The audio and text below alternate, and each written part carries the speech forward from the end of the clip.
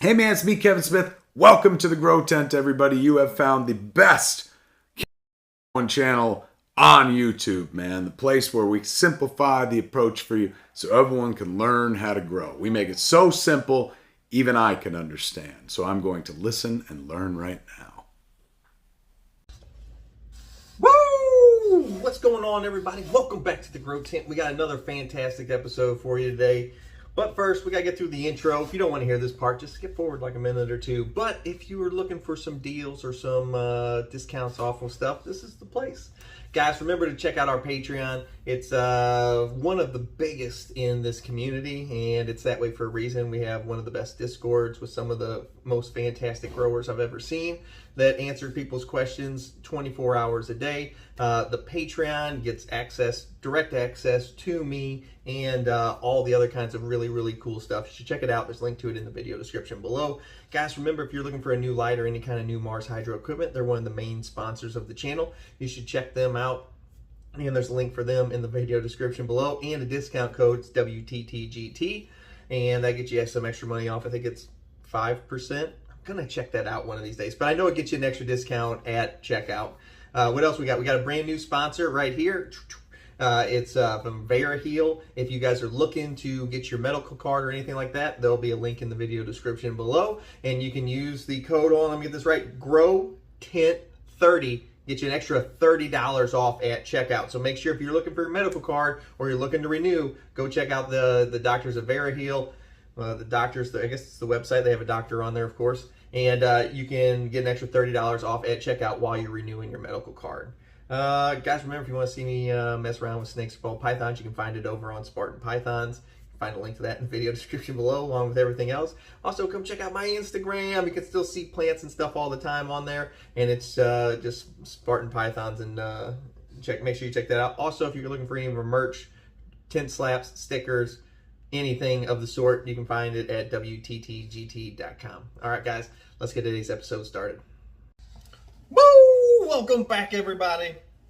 Today we're talking about a question that we got in the comment section. If you guys don't know, we get a lot of our ideas for our videos off the questions that you ask. So ask your questions below in the comments.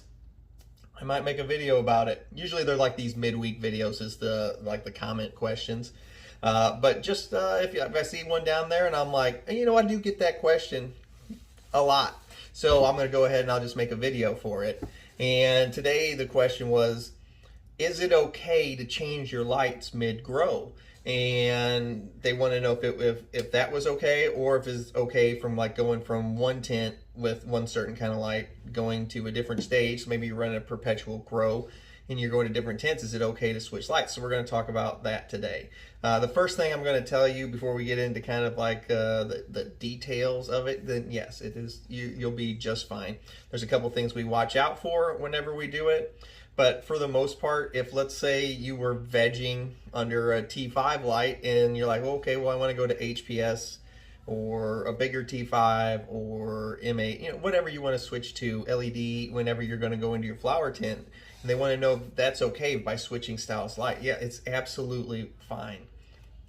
If you're like, I will veg all the time with LEDs, and then if I go to one of my big 5x5 tents, I've got a 16 bulb T5 in there, so I'll actually switch from LEDs in veg to T5s in flower. I don't ever have a single problem. It always works out just fine. Don't be worried, well, those T5s, they don't have the correct spectrum, blah blah blah blah. Trust me, it'll be just fine. As long as the plant's getting enough light for the size of the plant and you're pulling enough wattage from the wall, you'll be okay. Don't get caught up in the hype. You don't have to worry. Don't stress. What? My nose always gets so itchy. I feel like an addict. I promise I'm not doing any of that kind of stuff, no matter how much high energy you might see me on here. The one thing we will have to look out for. So once again, it doesn't matter if you just bought a new light. You're like, oh, I really want to use this new light. Pull your old light down. Be careful you don't drop it and smash your plants. That's probably your biggest threat, is dropping your light on your plants. So if you want to switch lights, you just bought a new light mid-grow, absolutely. You can switch it out. It's not going to be a problem. You're like, oh, I only had this old MH that was only 400 watts, and I've got it in a 5x5, and I just bought this new Mars Hydro FCE 6500. I'd really like to put this in there. Great, you can. Just be careful when you're switching them out. That's the biggest danger. It doesn't matter which light you put in there. It doesn't matter which brand you put in there. It will all work as long as you're pulling the correct amount of watts from the wall that the plants need for their given size. The one thing, there is a couple of things we're going to look out for though. If we're going from like T5s or LEDs or, you know, regular light bulbs, I don't care, whatever you got in there. If you're going in there and like, let's say you're going to switch over to like an HPS for flower, which a lot of people still grow with HPSs, believe it or not. They're great lights. The only thing you're going to have to watch out for is they get very hot. So anytime you're running HPS, you usually have to look into running some kind of cooling system to keep that temperature down in the tent, because otherwise those things just radiate heat so much that you can run into problems with them if you're switching to that. If you're going the opposite direction and you're switching from HPS to LEDs, you don't have to worry about that. You do have to worry about your light heights. You want to make sure you keep them up nice and high. Don't get them too close, because that LED is a lot more concentrated than those HPSs are. And then if you're going to switch from LEDs, like if I switch from LED and veg to T5s and flower, you're going to have to start adjusting your light height, because where before with the LED, we just keep them at the top of the tent. We don't ever move the height. I don't care what anybody says. You don't need to move the height on them. If you go into a big dispensary, or not dispensary, but a big cultivation place, those lights are all attached to the ceilings. They don't fucking move them up and down. You can just adjust the power. But if you're going to grow with T5s, this is actually one of the lights where we have to move the light up and down based on how tall the plants are. So with LEDs, with T5s, we keep the light about 2.5 feet away at all times. And as the plant gets bigger, we have the light on the ratchet straps, and we just, get the old measuring tape out and we measure to make sure they stay 30 inches away. Or if you want, you can get one of those like stick-on. They have like those sticky rolling measuring tapes where you can just unroll them and you stick them to stuff. I actually have one. I've never put it up, but because I have a regular tape measure. But if you wanted to, you can just run it up the side of the tent. Then you can always just see your measurements up and down the side of the tent. But your power set, whenever you do switch to a new light, there can be a slight adjustment period with the plants, especially if you are going stronger. Like let's say you had a really weak light and the plants were not happy, they're getting stretchy and stuff like that.